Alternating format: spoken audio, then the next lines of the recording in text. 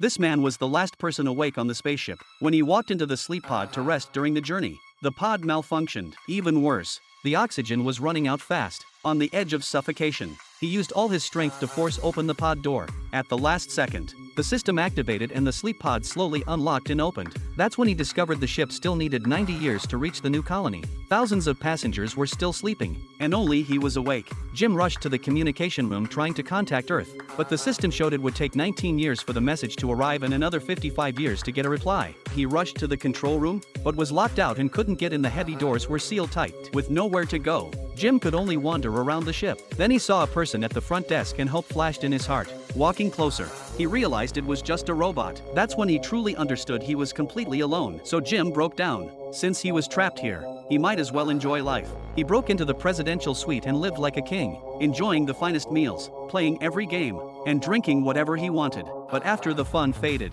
the loneliness only grew stronger. One day he visited the spacesuit experience area, put on a spacesuit, and walked out the airlock to face the endless universe. The vast silence made his heart feel even more empty. Back on the ship, he took off the spacesuit, opened the airlock, and prepared to end it all. But in the end, fear defeated loneliness, and he backed down. When he entered the sleep chamber again, he accidentally discovered a woman. Her presence reignited Jim's hope. From then on, he often watched her video files, smiling foolishly while eating. But the more he watched, the more dangerous he felt. A terrible thought came up: if he could wake her up, Jim wouldn't be alone anymore. So Jim cleaned himself up, shaved off his long beard, trimmed his messy hair, and returned to his former appearance. He took tools and went to the sleep chamber. Through his actions, this woman who had been sleeping for 31 years was awakened early, right before she regained consciousness. Jim pretended nothing had happened and quickly returned to his room. After the woman woke up, Jim pretended he was also a passenger who had just awakened. They began their life together on the spaceship, dining together,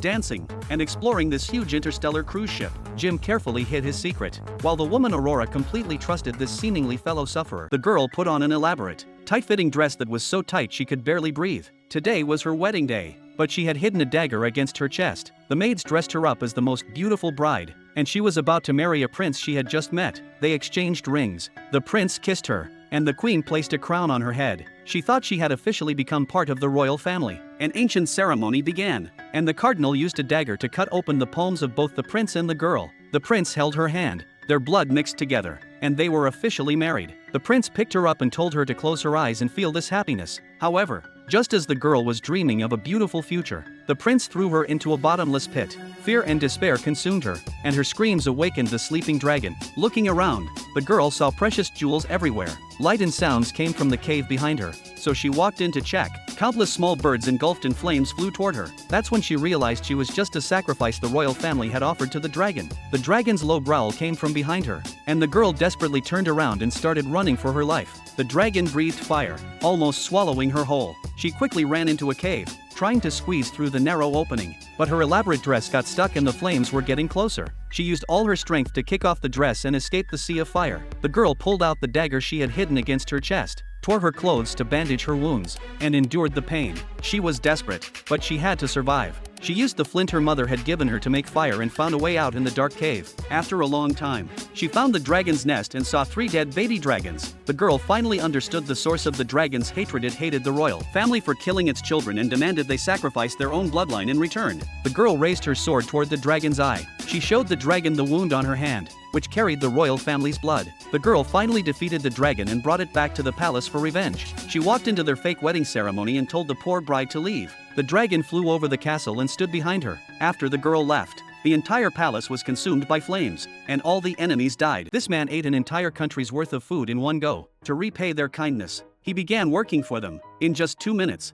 he cleared vast areas of land, easily caught large amounts of fish, and gave them to the little people. The little people cheered and begged Gulliver to stay. However, Gulliver's thoughts were always on his missing wife, so he went to find the king, hoping to get a ship. The king immediately agreed, but made one condition: Gulliver must help defeat the enemy country before he could find his wife. Gulliver had no choice but to agree. After sailing for 10 minutes, Gulliver finally spotted the enemy ships. He dragged their ships away. When the king heard this news, he immediately ordered an attack on Gulliver. However, no matter how fierce the soldiers' attacks were, they couldn't hurt Gulliver. He continued dragging away all the enemy ships. Back in the land of little people, the king made Gulliver a medal, symbolizing that he was allowed to enter this country. But when Gulliver asked for a ship, the king changed his mind. Gulliver had become famous for helping the little people, and if he continued, he might even become the new king. To prevent this, the king ordered Gulliver's execution. Just then, the castle suddenly caught fire, and the king faced the danger of being burned alive. At the critical moment,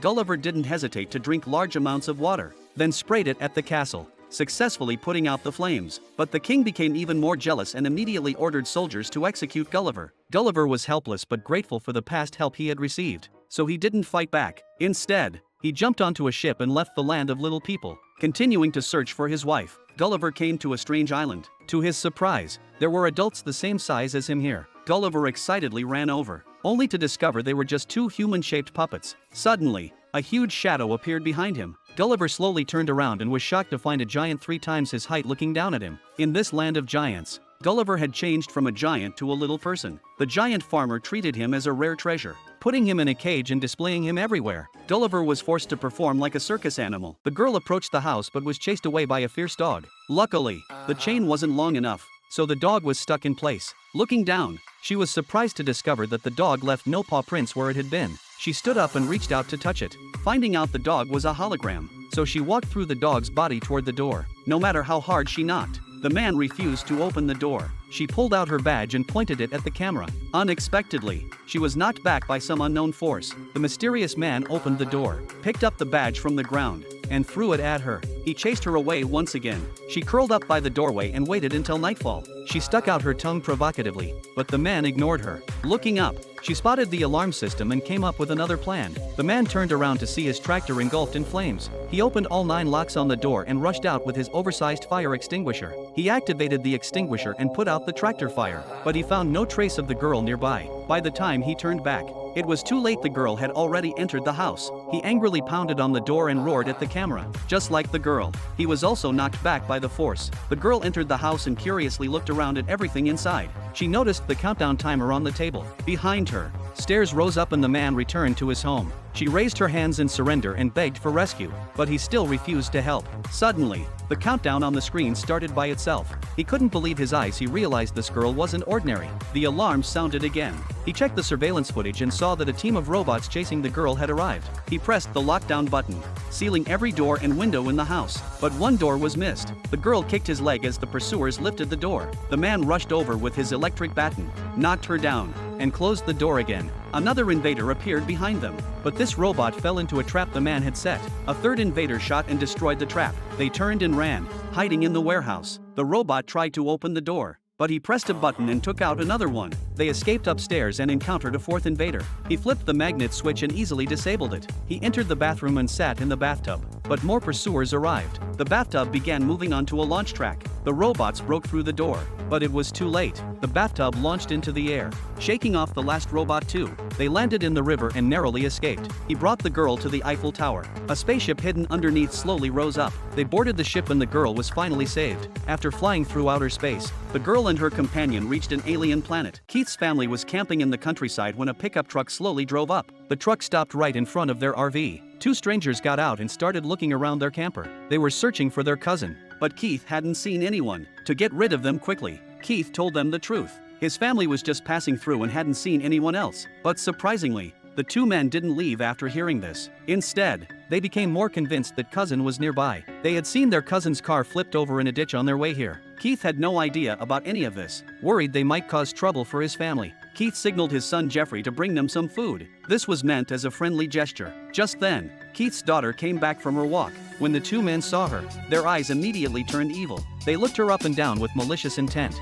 Seeing this, Keith quickly told his daughter to get back in the RV. But the 2 men weren't done yet. They said they needed to search inside the RV to see if the cousin was hiding there. Keith was no longer polite with them. He shouted for them to leave immediately and threatened to call the police right away. Seeing that Keith was serious, the 2 men wisely got back in their pickup truck. They quickly drove away from the scene. Keith's family finally breathed a sigh of relief. For safety, Keith's family quickly packed up their things. They drove off to find another camping spot, but unexpectedly, they saw that familiar pickup truck again. It was blocking their path ahead. In this situation, Keith could only pretend to stay calm. He pulled over to see what these guys wanted. Soon someone was knocking on their car window. Keith quickly rolled down the window and pretended to greet them friendly. Vern immediately said his car had broken down and hoped they could help. His wife panicked when she heard this. She grabbed her husband's hand and urged him to leave quickly. Seeing Keith's family's concern, Vern suggested letting Billy ride in their RV to the nearby town for help. He would stay behind to watch the car and wait for them to return. Keith thought this was acceptable.